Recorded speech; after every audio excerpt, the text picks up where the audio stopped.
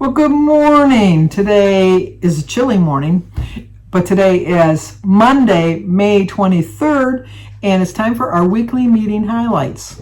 I think I had a pretty good week last week. I really did. I switched my plan from just a regular, I think I was on the purple plan. I think because the oatmeal was free, and I think oatmeal was like a Simply Filling or a purple plan. It really wasn't helping me. So I switched and told them I was a diabetic. I am not a diabetic. My numbers for my glucose and everything is like right in the perfect range. So I have no worries about my thing. But I thought that if I clicked the diabetic program, it might switch up my food choices a little bit, make me a little bit more aware of what I'm choosing as far as my foods, and hopefully get me on a better track of losing. So like I said, we start each week seeing how I did the previous week. Let's see how I did this week.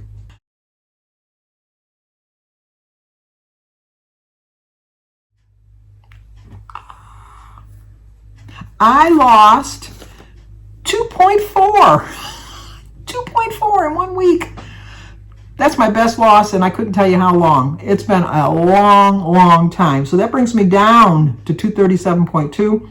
I was getting nervous because I was getting close to those 40s again. And that brings my total weight loss at 67 pounds. 2.4. I got on it 3 times. I'll be honest, I got on it 3 times because I thought, that can't be right. That can't be right. I can't think that just switching my plan to a diabetic plan made a difference. But it obviously did. I am going to definitely do it another week just to make sure, because I'm almost positive it is because I did the diabetic week. But we'll see. Let's see how it goes. But this week, they're talking about how to build habits that stick. Next time you're struggling to add a new behavior to your routine, try pairing it with something you already have locked in. We call that piggybacking. Piggybacking is where you have one desired habit or action is linked to a habit or action you're already doing regularly. If you keep doing the first thing, you'll likely keep doing the second thing. Well, my habit in the mornings is to just get out and get a walk in real quick. I can't think of anything else that I can piggyback back onto that other than when I get home eating healthier for my first meal of the day. I already walk like almost 2 miles every morning when the weather permits.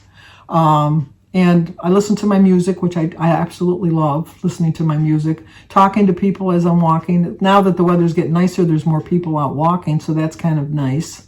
And I love all the dog walkers. I love the dogs. The dogs just walk like people should walk. Like they are like prancing, and they are so happy to be out there. They're just like, look at me. I'm out here walking. What are you going to do today? They just have such a look of joy on their face. And they look so happy. They just look so happy. And then you see the people walking them, and sometimes they're just like, oh my gosh, I got to walk the dog, But if they could pick up their dog's eagerness, maybe that's what I need to do is have them piggyback onto some eagerness about walking, because the dogs love it. So maybe the people walking them should do it too. So they said to try this. This is something you already consistently do. So every time you do this, try piggybacking this new plan onto it. The only other thing I can think of is when I'm watching TV, I fast forward through the commercials because I DVR everything. Or if I watch something on streaming, I don't pay for the commercials. So there's always a time during that you can see that there's going to be a break in a commercial, whether you have the commercials or not. I sometimes get up and stretch a little bit, but what I could do is I could walk in place. I could do like some little marches. I could do some leg lifts. I could do something every time there's a commercial break, which will get me up and down. Now, there's something wrong with my Apple Watch because the other day I was just sitting in the chair and all of a sudden it clicked to tell me, congratulations, you reached your standing goal. I didn't stand. I was just sitting. So I was just I got to see what's wrong. I got to reboot my watch because that was wrong. But I do try to get up a lot, even when I'm sitting. I don't like to sit too long. The older you get, the longer you sit, the harder it is to get up and move. It just really is. And so that's why I like to get my walks in the morning to keep myself a little bit limber. I by no means do it for weight loss. If it's an added benefit, I'll take it. I really will. I'll take it. But I just do it to keep my muscles moving, my joints limber. And like I said, if I sit in that chair more than a half hour, when I get up, it's like, oh God, you know, you got to do the old stretch-a-rooney. And it's just, and I don't pop out of a chair like I did when I was younger. But I still can get out of a chair. But if I sit in that chair for like 1, 2, 3 hours, there's no way I'm going to pop out of the chair, and there's no way I'm going to get out of the chair gracefully. So I do try to get up at least every half hour to get up. And I need to try maybe getting up every 15 minutes. That's a thing I can do. When it comes to building habits, repetition is the key. That's why pairing something you want to start doing regularly with a habit you're already doing consistently is helpful. The more you keep making your bed, because they said like making your bed in the morning. The more you keep making your bed, the more likely you are to keep meditating.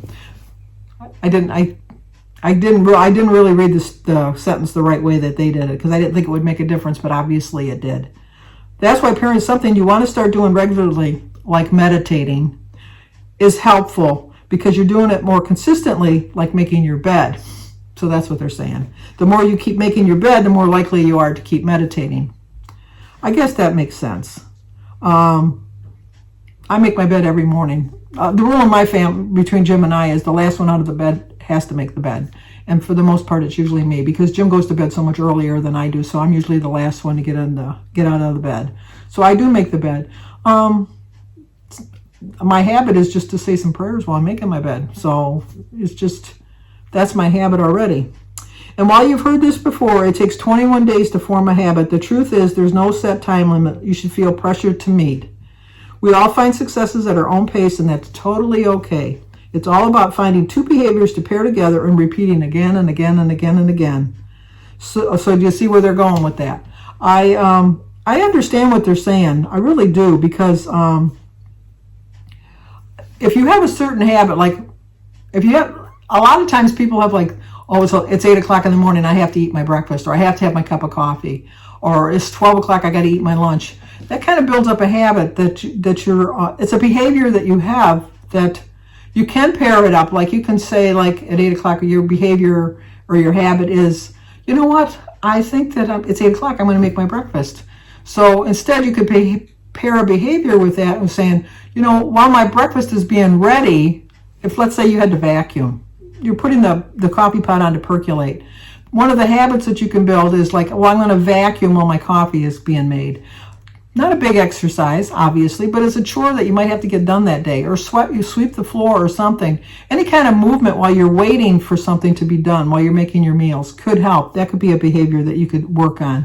A lot of times people say, I just don't have time to pray. You know, if you're in the car, instead of listening to the radio, say some prayers to yourself. You know, it's very easy to do. God hears you no matter where you're at. So you could do that. You're like in a waiting room. If you're on hold, listening to that awful music, you know, you can mute it. Well, no, you can't really mute it, because then you wouldn't know when you were going to be able to be on the phone. Well, you can try to distance it out, or use it as a background theme for whatever you're thinking about at that point. But the point of the whole thing is just to try to find a habit that you can pair with another habit that's going to be a healthy habit.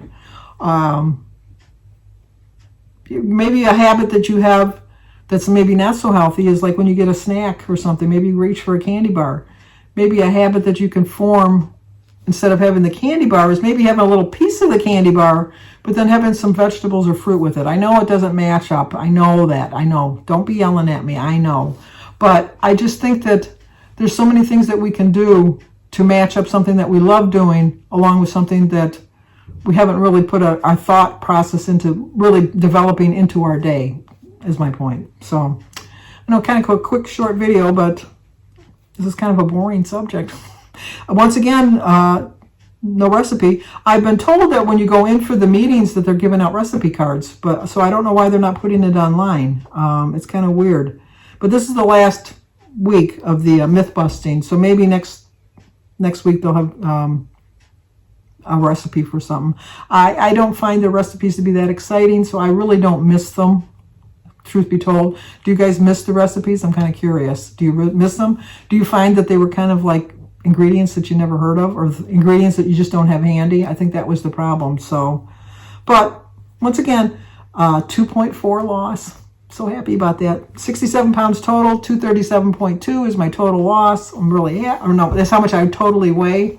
I'm inching to getting into the 20s by my anniversary in July. July 2nd is my anniversary, 51 years. So I am inching towards getting into the 20s by then. So, and I know that's a long way off, and you're thinking, Sandy, you only got a little over 7 pounds to go. At my age, it's slow, but I have to have like a realistic goal. And I think a realistic goal of 7 pounds in, 7 weeks is not too bad. So we'll see how that goes. Stick with me. We'll see if I do it.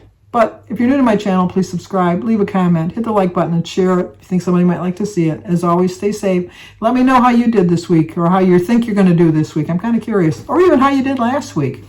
You guys give me so much encouragement and support, and I like hearing your losses too. I really, truly do. So talk to you guys soon.